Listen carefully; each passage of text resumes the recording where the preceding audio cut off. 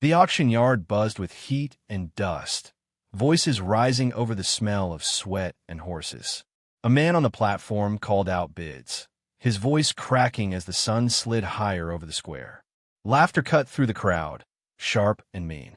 It was 1872, and in the little town of Redemption Creek, a person's worth was counted in silver, and every slip was a story someone wanted to tell.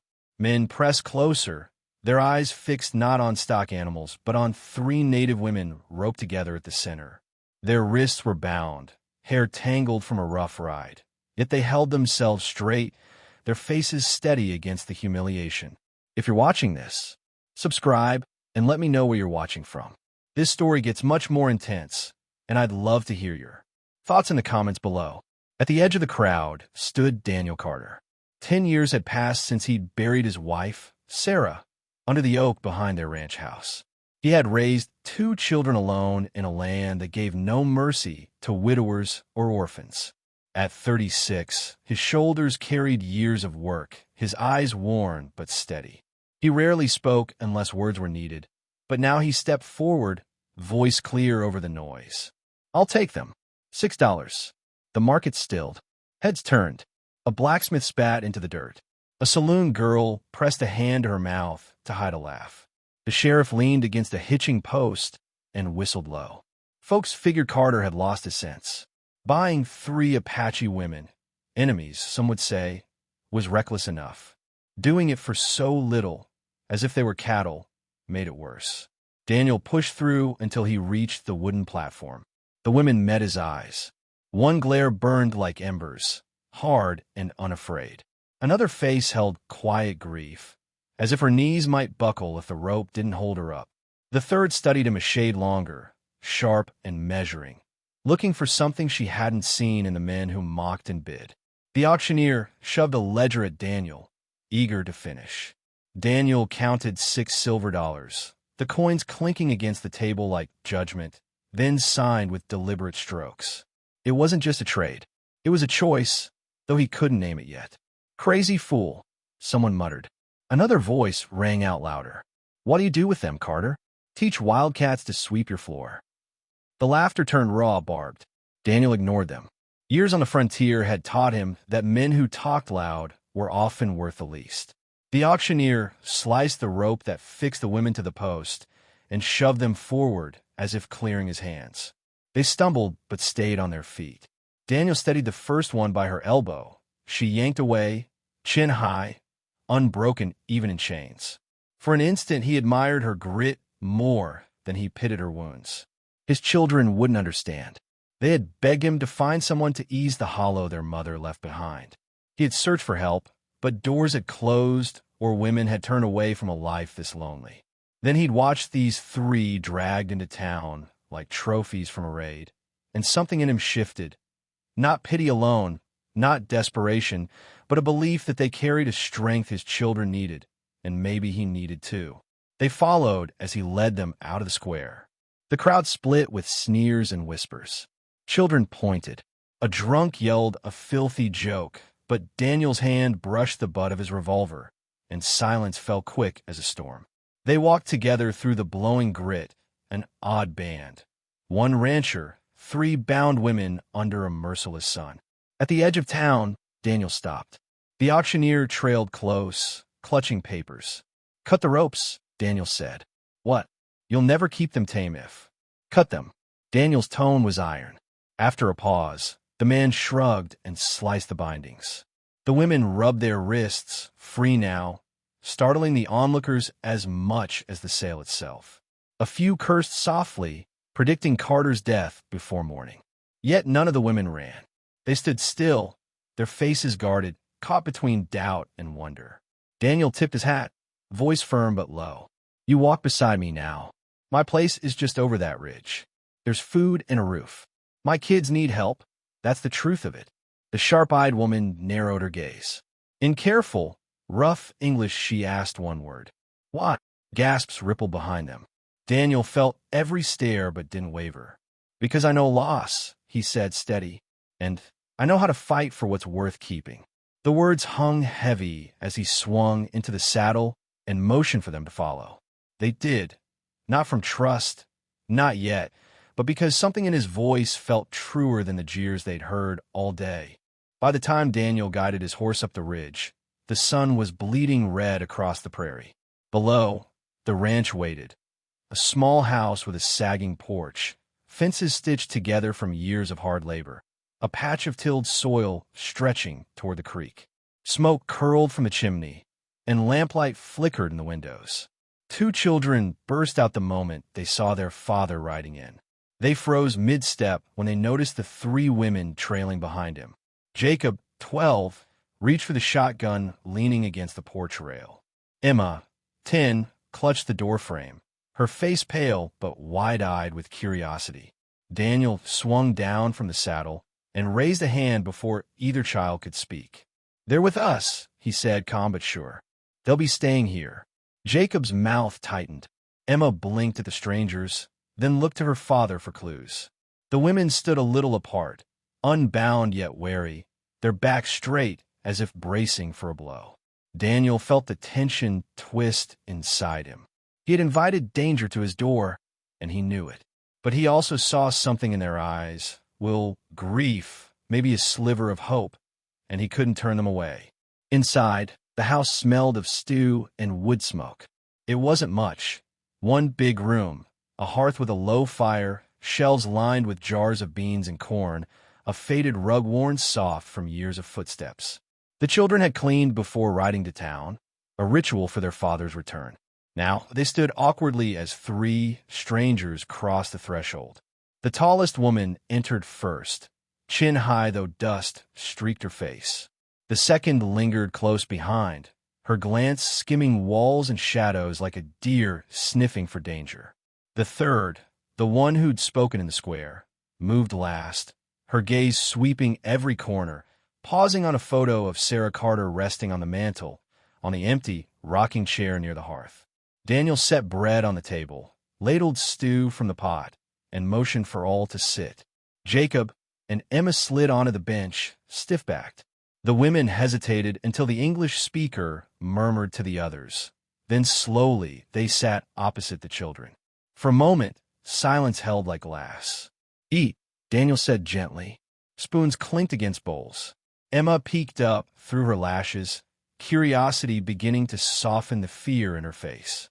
Jacob stayed rigid, jaw locked, eyes shifting from their father to the women. They ate carefully, as if every bite might be a trick. Halfway through, Emma reached for the loaf and slid it toward the woman who had eaten least. The woman's dark eyes widened, then softened. She gave a small nod. No words, just thanks. To Daniel, it felt like a thread tossed across a gulf. When a meal was done, Jacob climbed to the loft without a word. Emma lingered a moment, then hugged her father's waist before following her brother upstairs. The house grew quiet except for the pop of wood in the fire. The three women remained at the table, their voices low in a language Daniel didn't understand. He cleaned the bowls slowly, giving them space, then settled by the hearth with a heavy sigh. After a while, the one who spoke English turned toward him. "Why here?" she asked, her tone careful, heavy with mistrust. Daniel looked into the flames. "My kids lost their mother 10 years ago," he said, voice low. "They need more than I can give alone. When I saw you three, I knew you'd been taken against your will. I thought, maybe we could help each other." Her eyes searched his face. Help each other? For what? He hesitated, feeling the heat of the fire on his hands. To live different than what this world expects. To be more than prisoners of hate. The others listened, unreadable. The tallest woman spoke in her own tongue, firm and sharp. The English speaker translated after a pause. She says trust is earned. If you lie, she will know. Daniel nodded once. Fair. The women kept close the next day, moving like shadows across the yard. They worked cautiously, testing the edges of their new world. Emma hovered nearby, offering little gestures, a bucket of water, a shy smile. Jacob kept his distance, anger hiding fear. At night, Daniel heard the women whisper by the fire, their voices carrying both sorrow and strength. By week's end, the tension had shifted a fraction. The quiet one sometimes hummed as she mended clothes, soft tunes that floated through the house. Emma began humming along, and the two shared a tentative smile. The tall one took to splitting logs beside Daniel, her movements quick, efficient. And the sharp-eyed woman? She watched Daniel often now, not with trust, but with something less rigid than before, a question waiting for its answer. Dawn crept pale over the hills, spreading a quiet light across the ranch. Daniel was already awake, lacing his boots beside the hearth. The women slept near the fire, curled beneath blankets. Jacob and Emma dozed in the loft above, the gentle sound of their breathing mixing with the crackle of embers. For a fleeting moment, Daniel let himself feel a fragile peace. Then came a hard knock at the door, sharp enough to rattle the windows. His body stiffened. He motioned for silence, lifting a hand toward the loft. The women stirred, sitting upright, faces alert. Daniel crossed the room and opened the door a careful inch. Sheriff Amos Klein stood on the porch, dust clinging to his coat. Two deputies flanked him, hands resting on their gun belts. Amos was broad, belly softened by whiskey, but his eyes were flint. He didn't bother with greetings. "Carter," he drawled, "you've got property that doesn't belong to you." Daniel held the door wide enough to block their view. "You're mistaken." The sheriff leaned on the frame, craning his neck until his gaze landed on the women inside. Leah and Rose met his stare like stone. Anna shrank slightly behind them, her hands tight around the blanket. Amos's lips curved with satisfaction. There they are. Escape hostiles. Territorial law says they belong to the marshal now. Hand him over, and we'll call it done. "They're not property," Daniel said, voice steady. Amos chuckled as if at a joke. "Everything's property out here if a man's paid for it. You handed over $6, didn't you? But the law calls them fugitives, and I'm the law." One deputy spat into the dirt. "You want trouble, Carter?" Behind Daniel, Leah stepped forward, her words clipped but clear. "We are not fugitives. We were stolen." The other deputy sneered. "Listen to her, sheriff. Talks like a preacher's daughter.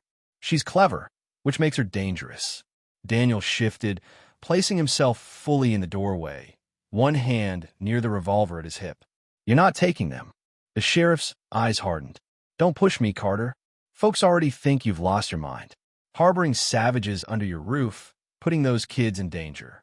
Give them up, and this ends quiet. Refuse." He let the word hang, heavy as a loaded gun. Jacob, brash with youth, appeared on the stairs clutching the shotgun. "You can't just take people like cattle," he blurted. Amos's gaze slid toward him, sly. "Keep talking, boy, and you'll end up 6 feet under like your ma." The insult landed like a blow. Daniel's jaw flexed. His hand twitched near the gun, but he forced it still. Blood here would only bring more riders. He needed time. "Give me until sundown," Daniel said flatly. "If you're set on dragging people out of my home, you do it in daylight where every soul in town can see." The sheriff studied him, then stepped back. "Sundown, Carter. When the sun drops, I'll come with enough men to burn this place if I have to." He tipped his hat and turned. Hoofbeats faded into the distance, leaving a heavy silence. Daniel shut the door slowly, wood groaning under his grip. Emma crept down the ladder, eyes wide. "Papa, what do we do?" He looked at each face, his children, the 3 women, their fear written plain. "We stand," he said quietly. "If we run, we'll be hunted. If we give in, we lose more than them. We lose who we are." Leah searched his face. "You would fight your own law." "I'd fight anyone who tries to chain my family," Daniel replied. The word family hung in the room, startling even him. Rose's arms stayed crossed, her expression skeptical but less fierce. Anna's gaze fell, grief shadowing her face. Leah's eyes softened, not with surrender, but with respect. The rest of the day was spent preparing. Daniel patched fence gaps, checked the rifle, set small traps along the ridge. Jacob followed, his bravado dulled by the reality of what might come. Emma stayed near the women, showing them where supplies were stored, how to bolt the shutters, where to hide if shooting started. Rose swung an axe, splitting kindling with hard, sure strokes. Leah helped Emma stack food in crates, calm but watchful. Anna mended clothes with hands that trembled only slightly. In quiet moments, Daniel stood by the window, scanning the horizon. He thought of Sarah, of how she had believed in decency even when the world was cruel. He wondered what she'd say now, watching him defy his own sheriff for 3 strangers. He already knew the answer. She'd see them as people worth standing for. When the sun began its slow drop, the ranch grew still. Dust rose far off, riders coming. The sound of hooves carried on the wind, heavy with threat. Jacob's voice cracked. "They're here." Daniel's grip tightened on the rifle. "Remember," he told them all, "stay low, stay together. No one steps outside unless I say." The women gathered behind him, no longer looking like captives. Leah's voice was steady. "We will not go back. If they try to take us, we fight." Daniel nodded once. "Then we stand together." Outside, torches flickered as Amos and his men rode into view, silhouettes etched against a darkening sky. Shouts rang out, calling for surrender. Daniel stepped onto the porch, rifle steady, his figure framed by the firelight spilling from the doorway. The line between law and justice blurred, and in that charged dusk, the night prepared to test which side of that line he truly belonged on. On the 8th night, wind clawed against the shutters while the fire burned low. Daniel sat near the hearth, sharpening a knife out of habit more than need. Across the room, the 3 women sat close together on the rug, speaking in soft tones. Jacob pretended to read a tattered book, though his eyes flicked up every so often. Emma curled against her pillow on the loft above, half asleep, but listening. At last, the woman who knew some English looked toward Daniel as if settling an inner debate. "My name," she said slowly, voice quiet but clear, "is Leah." Her companions stirred at the sound, glancing at her with surprise. Even Emma sat up straighter, and Jacob lowered his book. Leah pointed to the tallest of the trio. "This is Rose," she said. "And this," her hand touched the arm of the one who carried grief in her eyes, "is Anna." Anna gave a faint nod before looking down, as though the syllables of her name carried too much weight. Daniel laid the knife aside. "Leah," he repeated, letting it settle. "Rose. Anna." He gestured toward the loft. "Jacob, Emma. I'm Daniel." Saying their names out loud felt like laying the first stones across a wide river. Leah hesitated, then went on in careful English. "We were not caught fighting," she said, tapping her chest and making a small circle in the air. "We lived by the river, near San Pedro. Traders came. They brought drink. Some men from town came too. We trusted the wrong people. At night, they tied us." Her voice cracked, the first tremor Daniel had heard from her. Emma whispered from the loft, "That's awful." Jacob muttered, almost too low, "Or maybe that's what they want us to think." The words landed like thorns. Daniel shot him a look sharp enough to cut, but Jacob's eyes stayed fixed on the flames. Rose spoke then, fierce and quick, her tone like a warning storm. Leah listened, then translated. "She says men from your town laughed when we were dragged through the street. They spat, called us animals." Daniel's jaw tightened.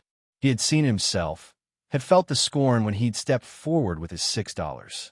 "She's right," he admitted quietly. "That's what they did. But I'm not them." Anna, silent until then, lifted her eyes.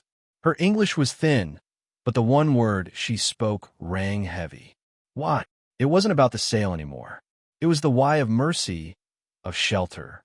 Daniel leaned forward, forearms resting on his knees. "Because I know what it is to lose everything," he said, voice rough. "And I won't let my kids grow up thinking cruelty is the way of the world." He paused, throat thick. "My wife was taken from us by men not so different from the ones who brought you here. My children saw it happen. I've lived with that hole ever since. Maybe I can't fill it, but I can make sure no one else suffers under my roof." The fire hissed, throwing sparks. Leah murmured the words for the others. Anna turned her face away, but Rose studied Daniel with a look that mixed challenge and something else, a faint respect that hadn't been there before. Later, after the children climbed to bed, Daniel stayed by the fire. Leah lingered too, while Rose and Anna curled under blankets near the wall. She spoke softly so as not to wake them. "Rose doesn't trust you," she said. "Anna is broken inside. She lost her husband and child before they took us. Leah's eyes moved to the flames. She thinks nothing good can last. And you? Daniel asked. I listen, Leah replied after a pause. I watch. Your children are kind, like their mother, maybe. There could be truth in your words. She looked at him, steady but cautious. Daniel thought of Sarah, of her laughter and the way she sang to Emma when storms rattled the windows. He swallowed. Truth doesn't heal fast, he said quietly. But it's a start. In the days that followed, life on the ranch shifted by inches. Leah began teaching Emma a small word from her language. Water, fire, bread. Emma taught Leah bits of English, giggling when the sounds tangled on her tongue. Rose kept her walls high, but worked hard, splitting logs or mending the chicken fence without being asked. Anna often sat by the window, staring at the horizon, chasing ghosts only she could see. One afternoon, as Daniel patched his saddle strap, he heard Jacob mutter to Emma, "They'll turn on us, just wait."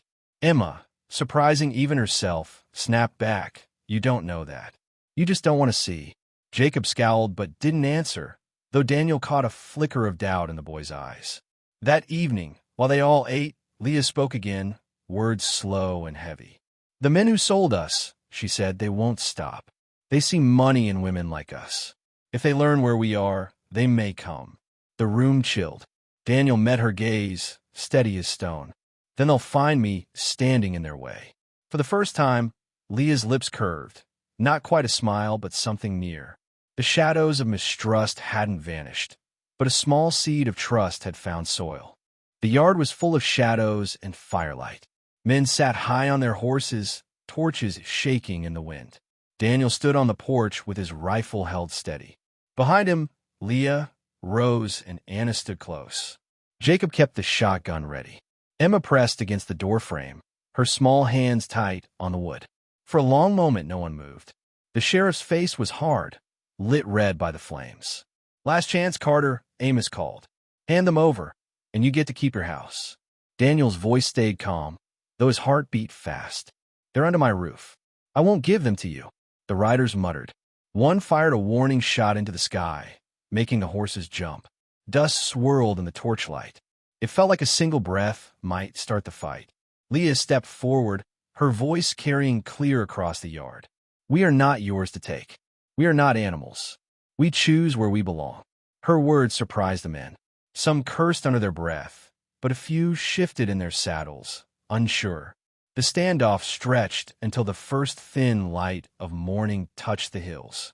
Amos spat into the dirt, anger flashing in his eyes. "You're a damn fool, Carter. This isn't done." He yanked his reins and turned his horse.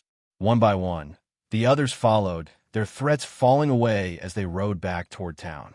Daniel lowered the rifle, his hands shaking now that the danger had passed. He closed the door slowly. Inside, the room felt heavy with silence. Emma ran to him, wrapping her arms around his waist. Jacob leaned the shotgun against the wall, trying to look brave even as his face was pale.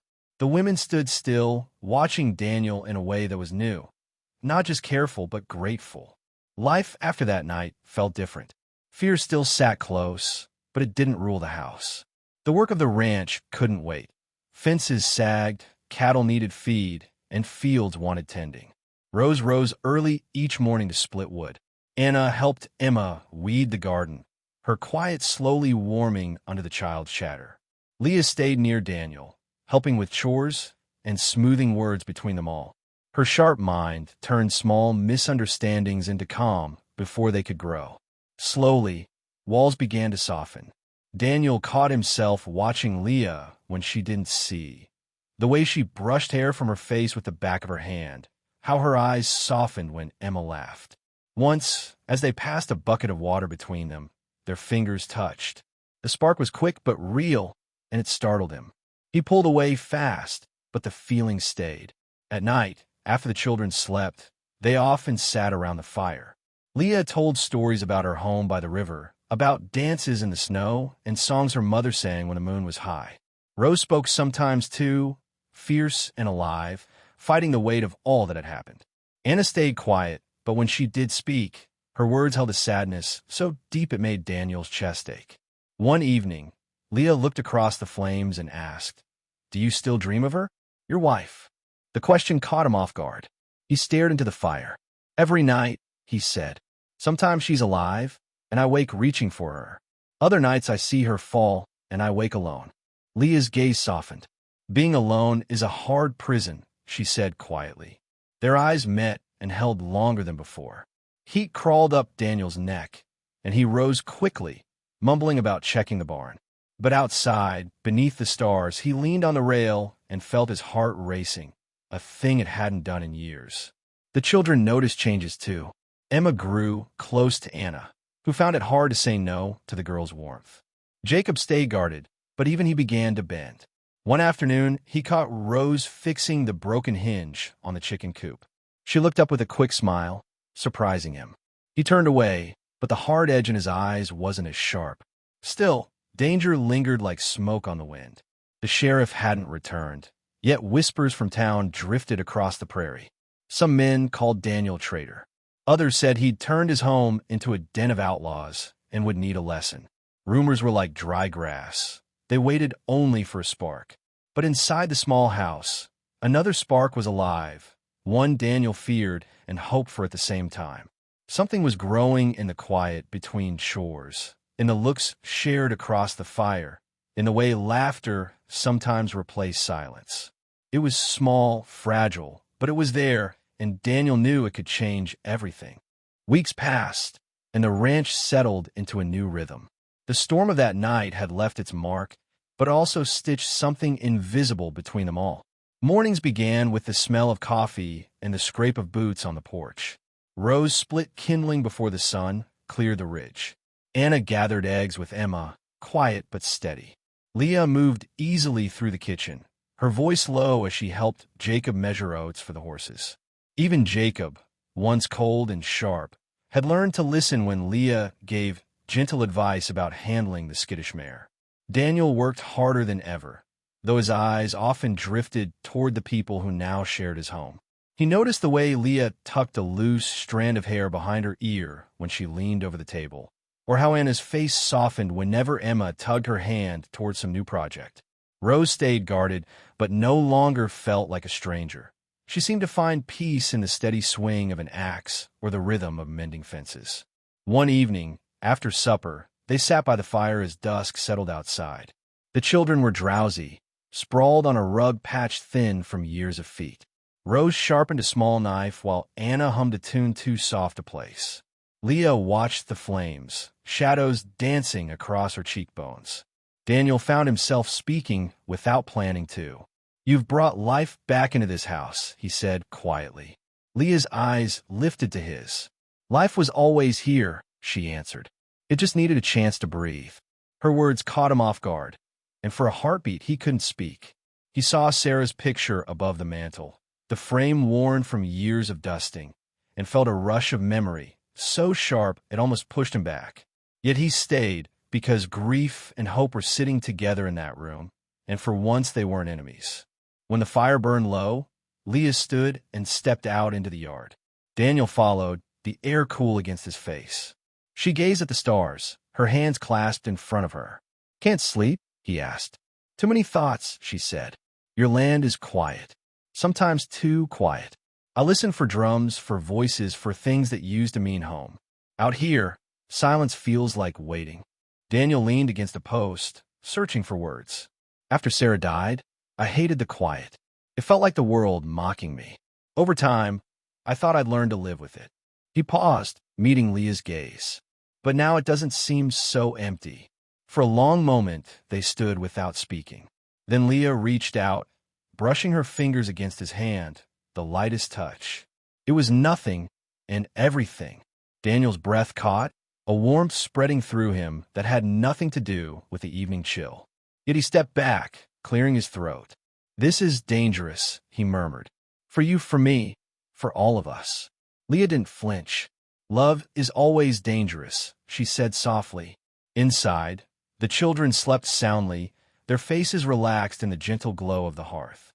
Rose sat near the door, still awake, her eyes watchful but not hostile. Anna stirred in her blanket, a shadow of sorrow passing across her face before fading again.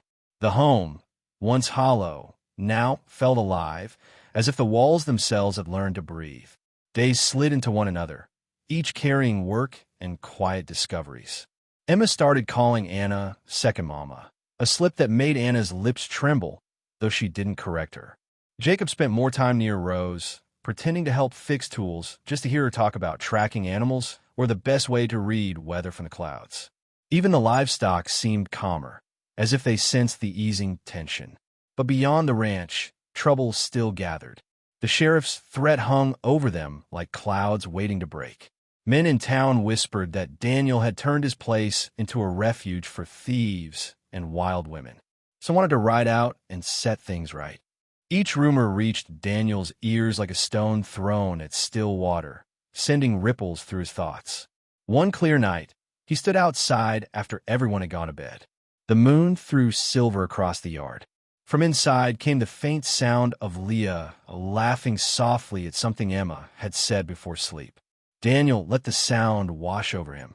It was tender, unforced, and it scared him as much as it healed him.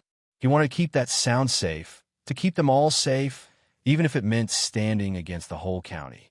Inside, Leah lay awake, staring at the rafters. She thought of the river where she'd grown up, of faces she would never see again. She thought of Daniel's steady eyes, of the way his children had started to feel like a piece of her own heart. She didn't know what the future would bring, only that something fragile but strong was taking root among them. It wasn't just survival anymore. It was belonging. The first hint of trouble came with whispers that drifted up the road like dry leaves. A rider passing through said men in town were drinking too much and talking too loud, their anger circling like buzzards. Some called Daniel a traitor.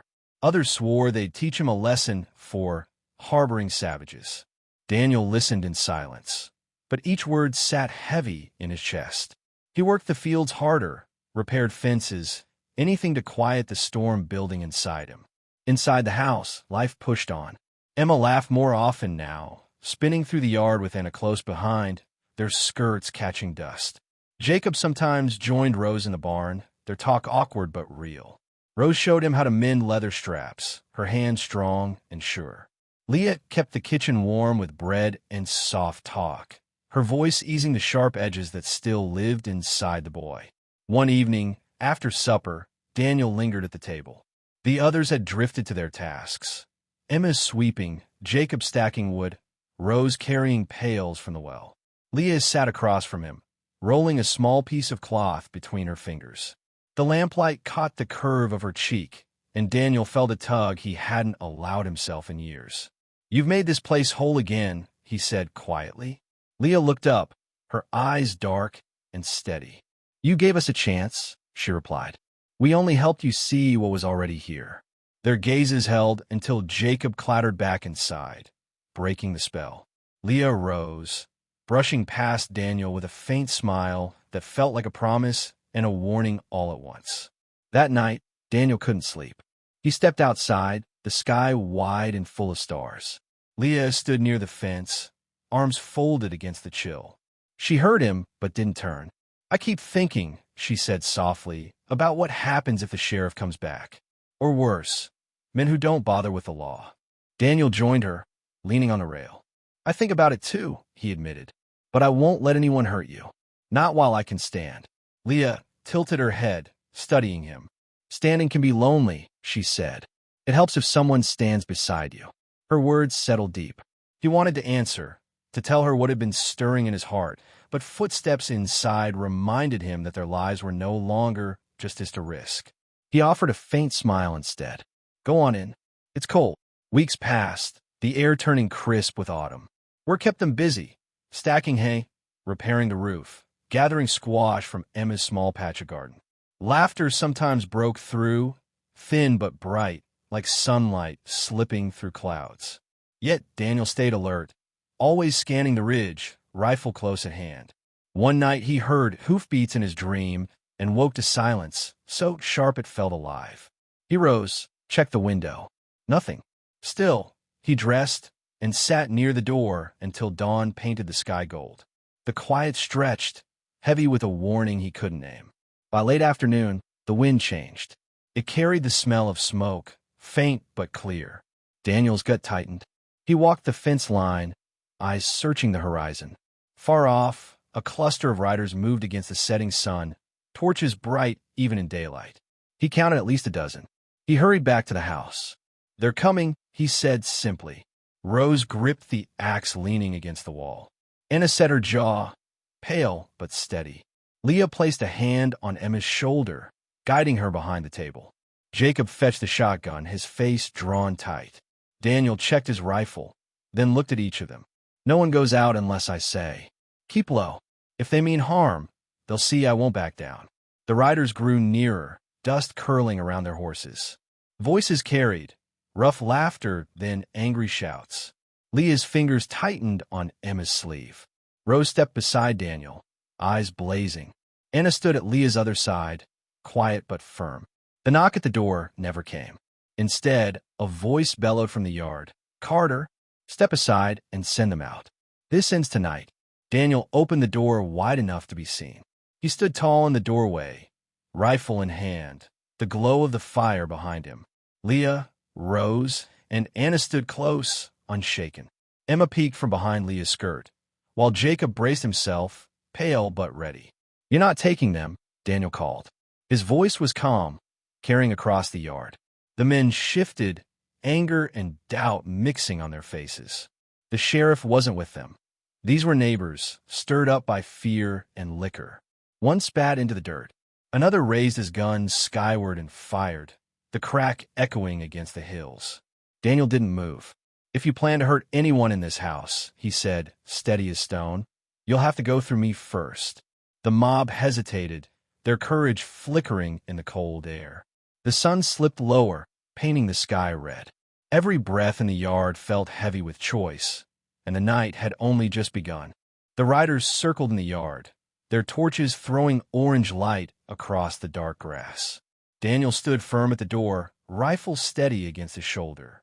Behind him, Leah, Rose, Anna, and the children kept close, the warmth of the fire at their backs. For a long moment, only the wind and the crackle of flames filled the space between the men and the house. "Move aside, Carter," one of them shouted. "No reason for blood." Daniel's voice was calm, though his hands were tight on the gun. "There's always a reason if you go looking. But there's no good in tearing down a home built on care." The words hung there, cutting through the noise. Some of the men shifted, their faces uncertain. One lowered his torch. Another cleared his throat as if to speak, but thought better of it. Leah took a small step forward, standing where they could see her face. "We have done nothing wrong," she said, voice clear and even. "We want to live, to work, to raise children in peace. Is that a crime?" Rose planted the axe in the ground, its blade catching firelight. Anna wrapped an arm around Emma's shoulders, steadying her. Jacob kept close to his father, his small frame stiff with both fear and pride. Silence stretched until even the horses grew restless. The tallest of the riders, a farmer Daniel knew from church, looked around at his companions. "This ain't right," he muttered. "We came here angry, but I don't see harm in what they're doing." One by one, the others let their guns drop or turned their torches aside. At last, the group wheeled their horses and melted into the darkness, their threats fading like smoke on the breeze. Daniel watched until the sound of hooves was gone. He lowered the rifle, his body suddenly heavy. Leah touched his arm, steadying him. Rose pulled the axe from the soil, and Anna guided Emma back inside. Jacob shut the door and leaned against it, breathing hard. That night, the family, for that's what they had become, sat together around the table. No one spoke at first. They shared bread, stew, and the quiet relief of still being whole. Emma leaned against Anna's shoulder. Jacob sat close to Rose, who gave him a rare, approving nod. Leah's eyes met Daniel's across the table. There was no fear left there, only tired gratitude and something softer that needed no name. Months passed. Winter dusted the hills with snow, and the little ranch filled with sounds that had once been strangers. Laughter, humming, the clink of dishes washed by many hands. Fences were mended, calves born, and meals shared. The scars on each heart remained, but they no longer ruled the days.